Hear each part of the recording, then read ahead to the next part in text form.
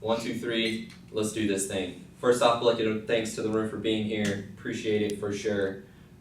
With that in mind, we should definitely just get straight into the debate. The resolution given to us today is that the U.S. should militarily engage Iran.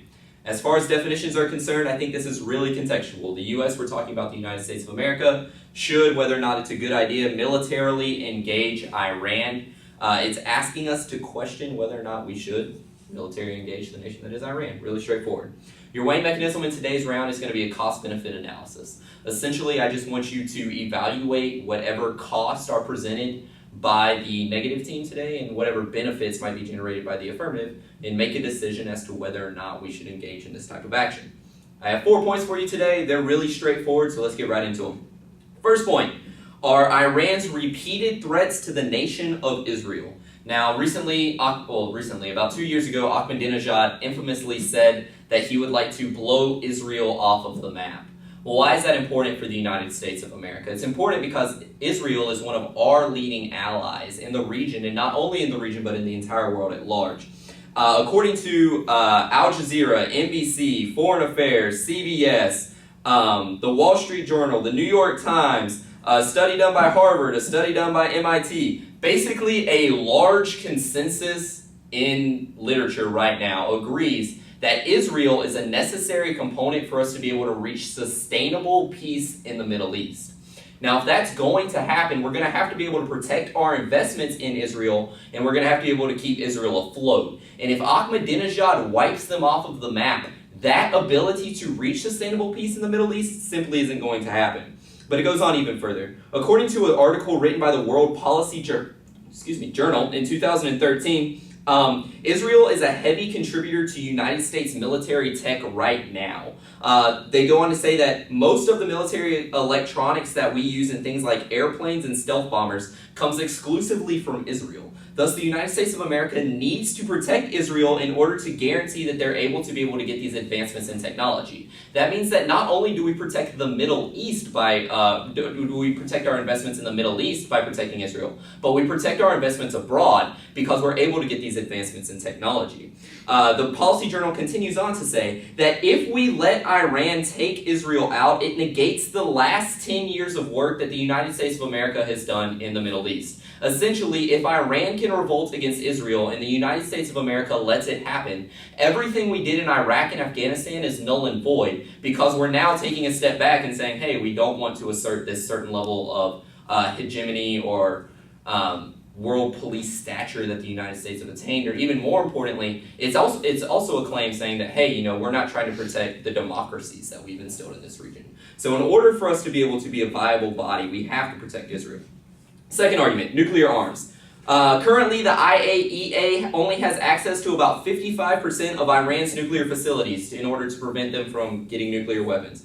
Unfortunately, according to a Wall Street Journal article written in 2013, the centrifuges that are necessary to turn uranium into military-grade uranium is being sent to Iran from Russia. And those centrifuges are going to the 45% of facilities that the United States of America does not, or the IAEA rather, does not have access to. What does that mean? It means that the Iran is still pursuing nuclear weapons at a rate in which they can actually get access to these weapons and make them usable. So what does that mean? It means the United States of America has to stop nuclear war right now. Why? Because according to Dr. Ian Down, a political scientist, if Iran is able to get access to a nuclear weapon, it's access to World War III. He argues that Russia would side with Iran in a state of nuclear Iran. He says this is for two reasons. The first is sustainability coming out of the war, because they have access to the biggest oil fields in Iran and Russia's natural gas fields.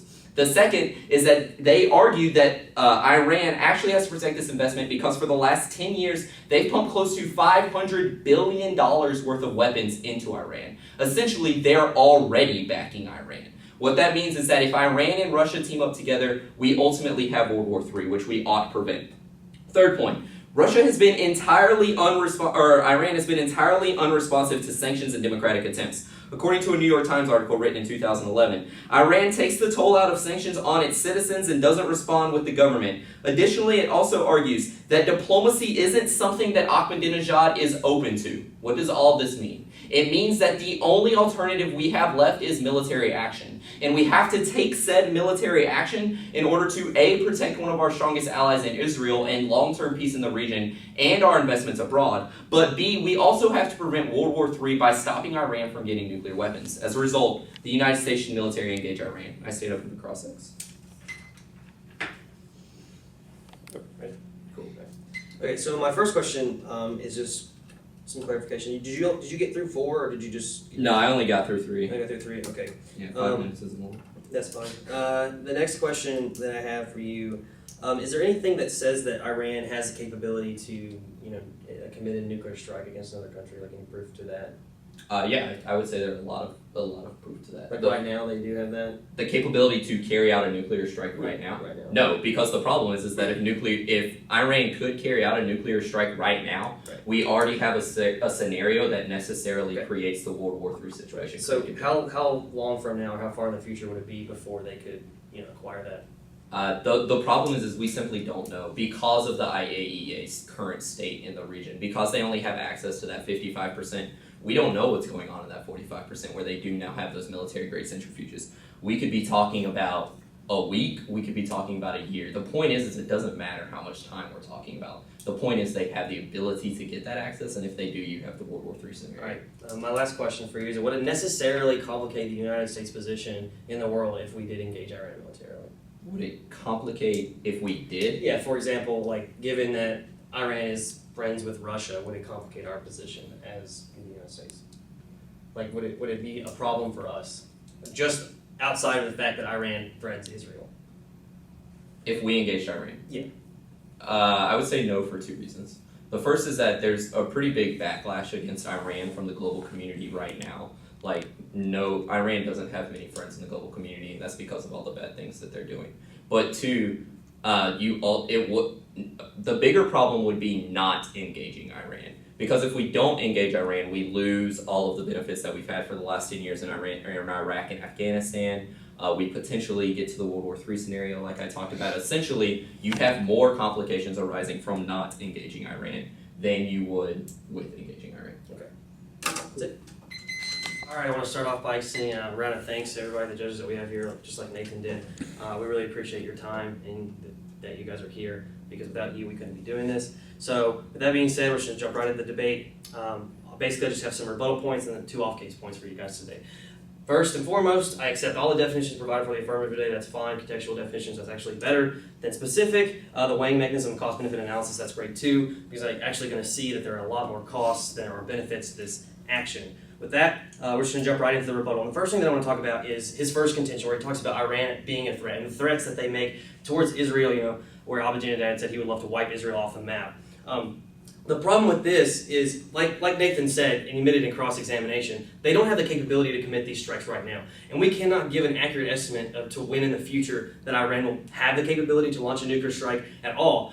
In fact, right now, from what we know of their facilities, they aren't even close to enriching weapon-grade plutonium or weapon-grade uranium to launch those nuclear missiles, and they don't have the capability to do that right now. So the threats are just what they are. They're threats, and they don't justify any kind of military action because threats are made all the time, and they're not, at this point in time, able to carry that out. So we have to keep that in mind when we're talking about Iran. Another thing that we have to talk about is he says, if we don't engage Iran, we're going to lose Israel as an ally, and we're going to lose all the progress that we've made in the Middle East. But the problem with that is we can keep Israel as an ally, one, and we can also keep making progress towards peace in the Middle East without engaging Iran militarily. Because if we look what we have done in the past, we haven't engaged Iran. We've simply just done those sanctions and kept our progress in the area without engaging Iran militarily. In fact, we've strengthened our tie with Israel, and we've done some work in the Middle East without doing that. If you look at Iraq and in Afghanistan, we've made progress there without engaging Iran militarily. So we can keep all these benefits that he gives you without engaging Iran militarily, and just keep sanctioning them. And I have a point here, I just wrote this down. He keeps saying that if Iran could do this, and that's a quote from the affirmative speech,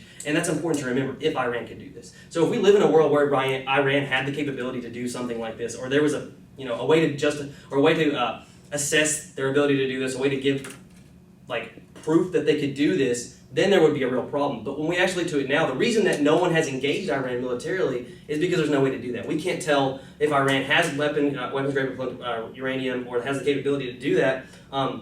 I want you to remember, I'm going to look to an example with Iraq. When the United States invaded Iraq, we thought they had weapons of mass destruction. We were convinced that they had weapons of mass destruction. Apparently, there were reports that they had them, and we went on that. We invaded Iraq, and in fact, it turned out they didn't have the weapons of mass destruction. They didn't have the capability to shoot nuclear weapons or anything like that. So we could run into another scenario that, like Iraq, where they don't actually have what we think that they have, and that could cause a lot of problems if you look back to the Iraq incident. Whenever people, there's a huge backlash to the United States government and abroad, foreign backlash to the United States government. So that's important to remember. The next thing that we're going to move on to talk about is basically the only thing that military action against Iran will do in the current realm of things is only increase complications abroad for the United States and inside of the United States. Because one, right now, if you look at the United States, they have a lot of problems financially. The United States has a lot of problems financially, and economics is going to be a real issue for the United States in the future. But more importantly, what we're trying to strengthen as the United States is our position or our role abroad, the face that we put out for the rest of the countries to see us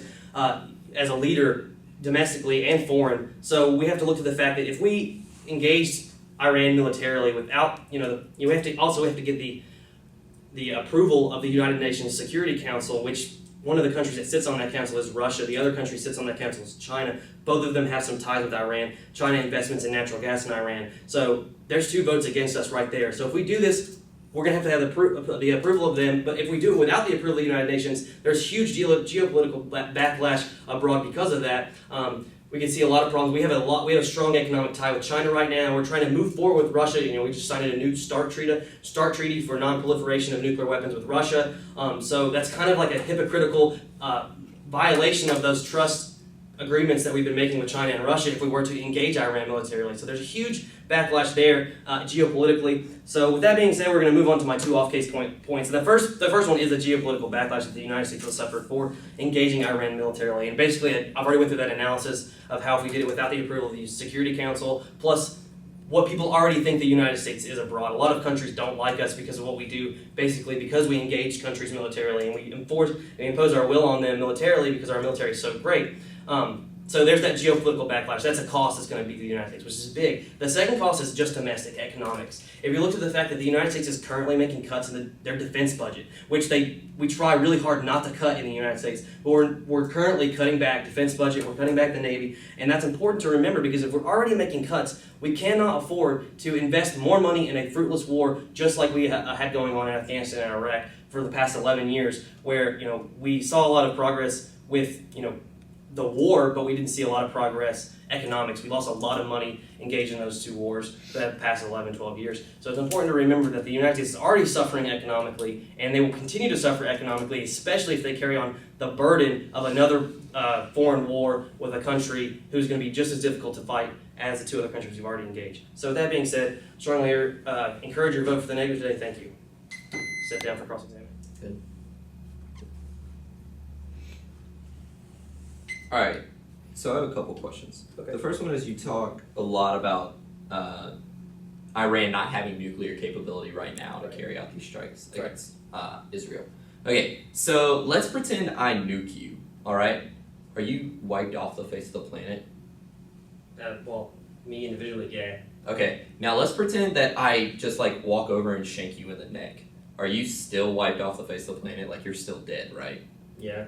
Okay. So why does it matter if Iran can strike Israel with a nuke or with their regular military power? Well, the destructiveness of a nuclear missile is far greater than any kind of other military tactical strike that they can provide. But what's more important is the specific threat by Iran is to use nuclear weapons to wipe Israel off. But you would agree with me that Iran invasion of Israel would be bad no matter what, right? Well, any kind of invasion there is going to be bad. Okay, definitely. Now you say that I talk about us losing Israel as an ally. When did I ever say that we were going to lose Israel? Well, you said if they attack Israel, then we're going to lose them as an ally because they're going to be wiped off the face of the planet. So. Okay, so it's not that we lose Israel as an ally and that they're no longer our friend, it's that they're no longer in existence, right? Right. Okay, cool.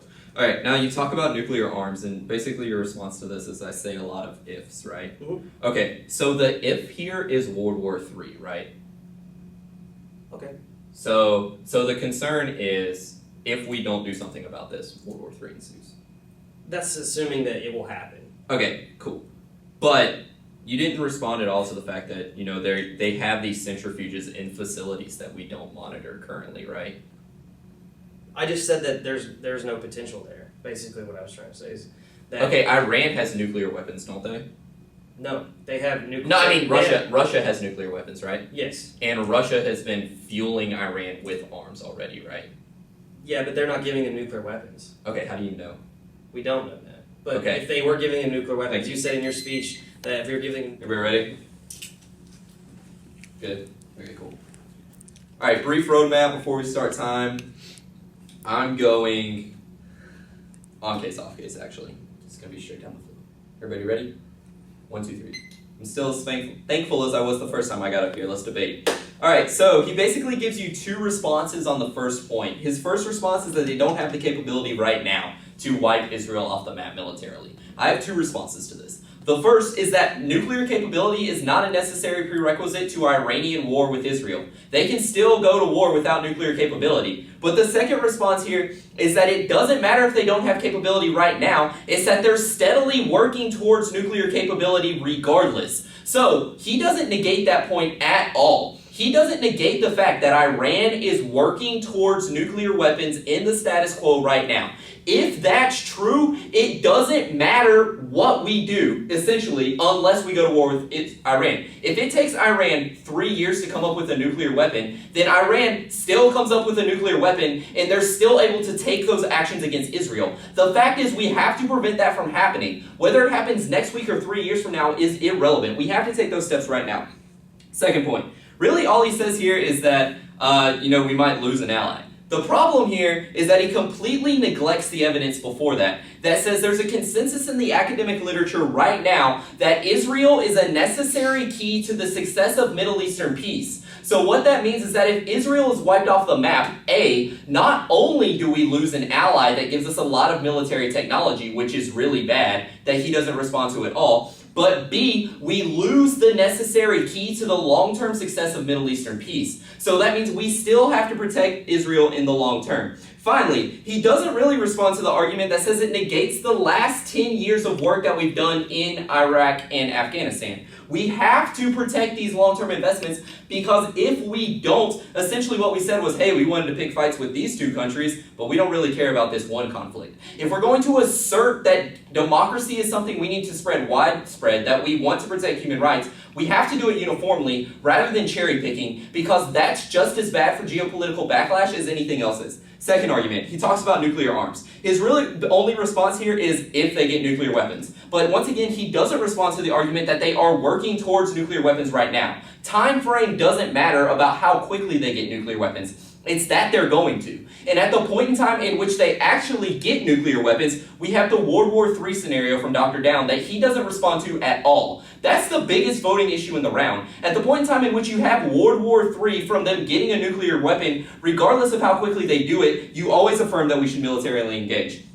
Third point, he doesn't respond to this argument at all. At the point in time in which Iran has been completely unresponsive to sanctions and is not open to democratic attempts, we always prefer military engagement because it's the only alternative that works. Off case. He says it increases complications. The problem here is that it gets even worse if we have World War III. Economically poor in the United States of America globally doesn't matter because it's 10 times that in a state of nuclear war. UN geopolitical backlash is completely moot because Russia is already arming Iran. At the point in time in which Russia is backing out of the agreements that we signed up with in the UN to begin with, we still prefer military engagement because there's no backlash, because the people that would backlash against us are people doing things that we don't want to do in the first place. The second point is that we have to worry about the domestic economy. But the problem here is that World War III costs a lot more than any impact he could garner off current domestic problems. So you still always prefer military engagement. For that reason, you affirm.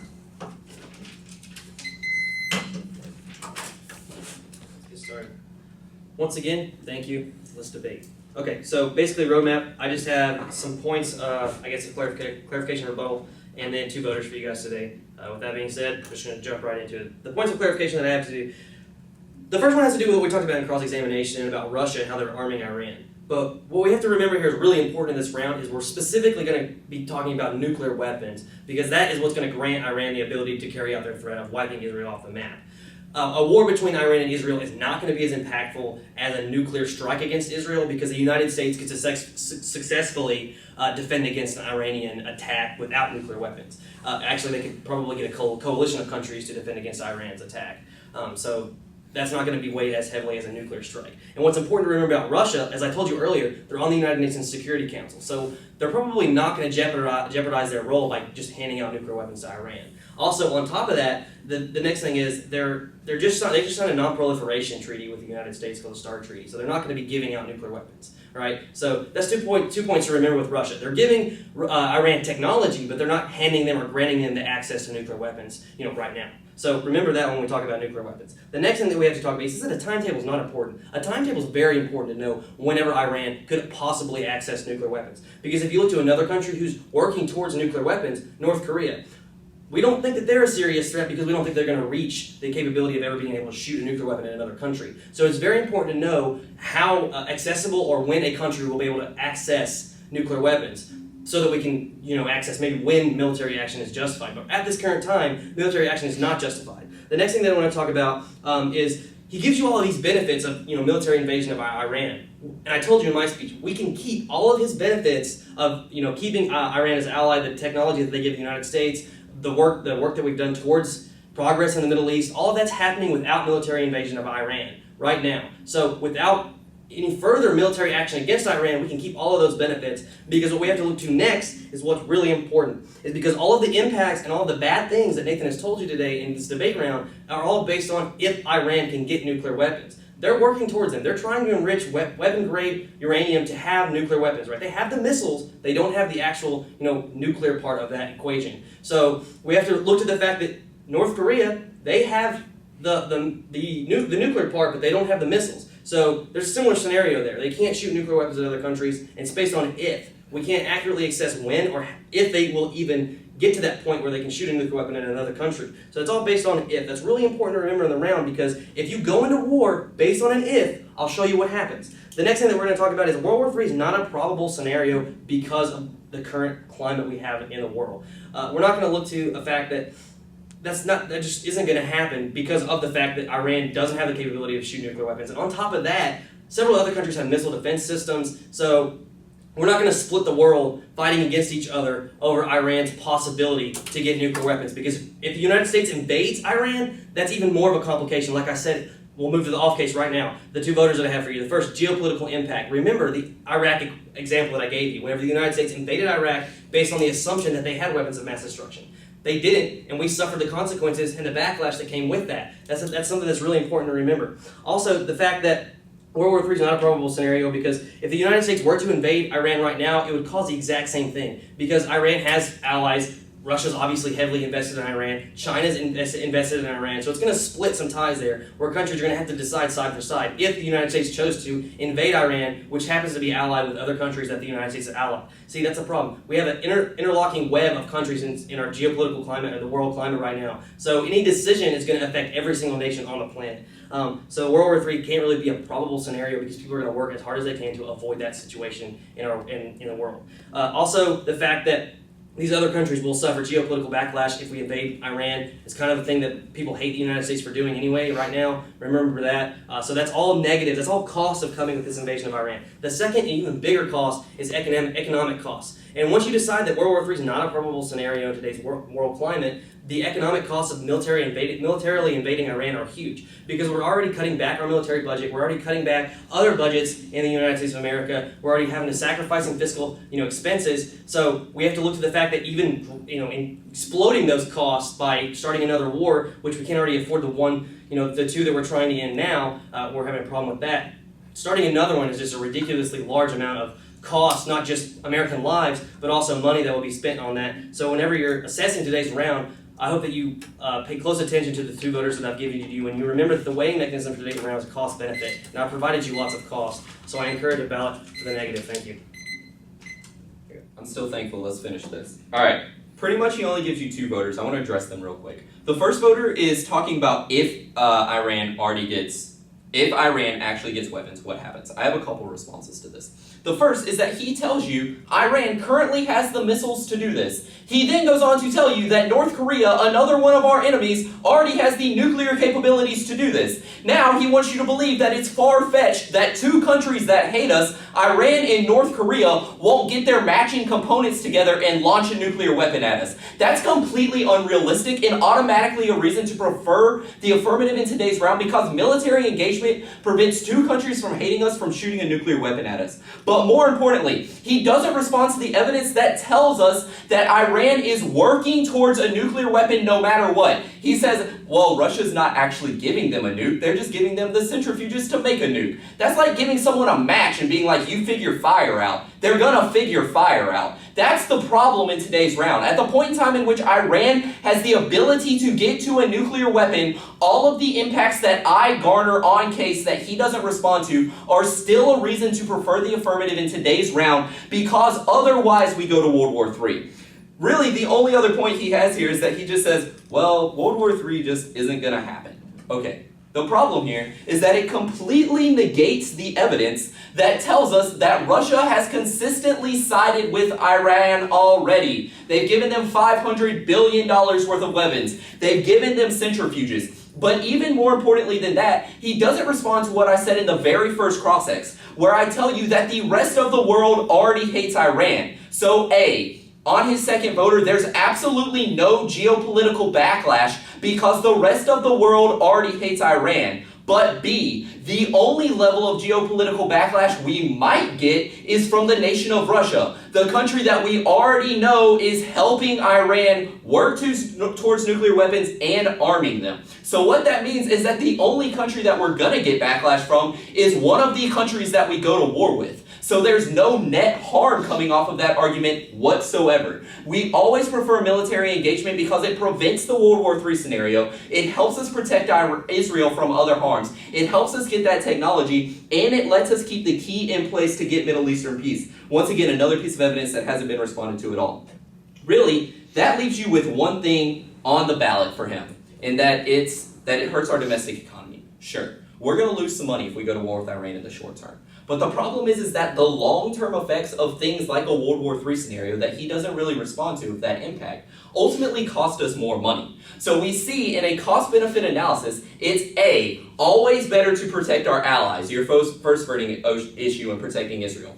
B, it's always better to prevent nuclear war like the second voting issue gives, or the second argument gives you. And 3, maybe the biggest thing in the round that he still hasn't responded to on the flow is that Iran has been completely unresponsive to sanctions and democratic attempts.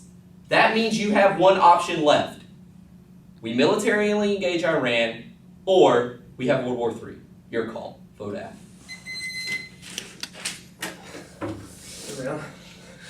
How much must I repeat? We only play for keeps. No timeouts, no free throws, no refs, no penalties, no handouts, no pit stops, no cheat codes, no sleep. But the drinks are on us. If you with it, then pull up a seat.